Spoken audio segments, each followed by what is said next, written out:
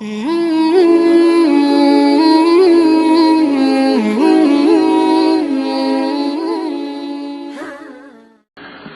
میں نے آتے وقت کچھ دوست بیٹھے تھے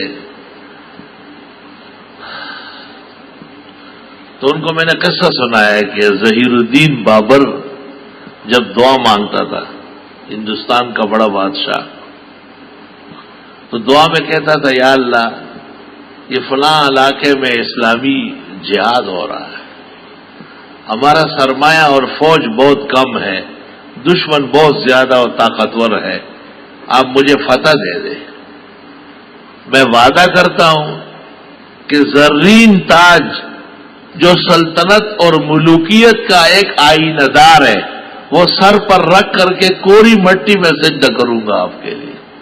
یہ اس کا ایک طریقہ تھا دعا کا۔ نیچے فتوحات ہو گئی، رانا سانگے کو بھی شکست ہو گئی، لنکن کو بھی شکست ہو گئی، لودھی کو بھی شکست ہو گئی۔ اب دیکھو بادشاہ کے لیے بیش بہا خلعت جو وہ خاص جشن کے دن پہنتے تھے وہ تیار کیا گیا۔ بادشاہ محل سرائے کے مہمان خانے میں گیا، نہا دھو کے خوشبو لگا کے، اور بہت قیمتی لباس جو بادشاہوں سے ملاقات کے وقت پہنتا تھا وہ پہن لاتا تھا۔ پھر کہتے میرا تاج لائیے، چابی شاہی دے دی، وہ خاص قسم کی توڑیاں وہ کھلتی تھی، اس سے تاج نکلا اور وہ تاج سر پہ رکھ کے سجایا۔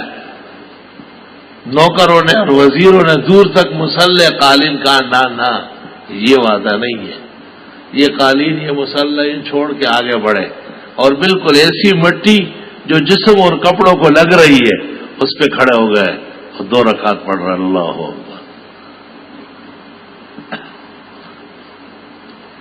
چاروں طرف جہان دیکھ رہا ہے کہ یہی تو میں نے وعدہ کیا ہے، اور جب سجدے میں جاتے تھے پھوٹ پھوٹ کر روتے تھے کہ اللہ آپ نے تو اپنا وعدہ پورا کیا، اور میں تو ایک بہت کمزور و عاجز ہوں، اب اس ملک میں عدل انصاف کرنے کی توفیق عطا فرمائے۔ توزک میں لکھا ہے کہ میرے اس عہد و پیمان کو اللہ نے کبھی جھٹلایا نہیں، میں بھی اس پر قائم ہوں کہ اللہ کے ساتھ کیے ہوئے عہد و پیمان کے خلاف کبھی نہیں کروں۔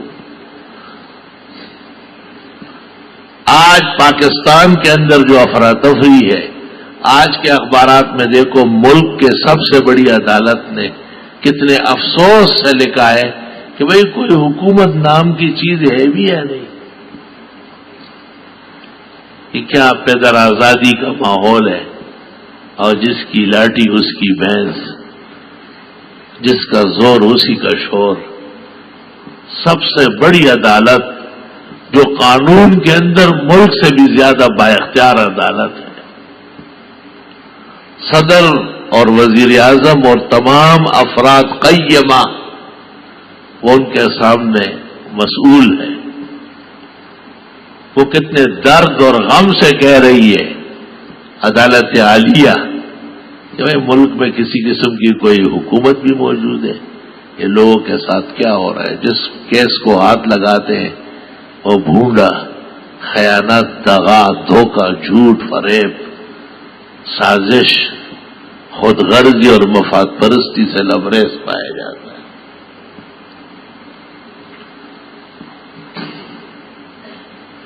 وہ بادشاہان، وہ ملوک و سلاطین، وہ صرف سجدہ نہیں کرتے تھے، اپنے مسجود کو، معبود کو راضی رکھنے پر قائم رہتے تھے۔ اس لیے اللہ ان کے دنیا اور آخرت آباد فرما چکے ہیں۔ دنیا تو دنیا نے دیکھی اور آخرت کی امید ہے۔ نظن لهم انشاءاللہ بالخیر والعافیہ۔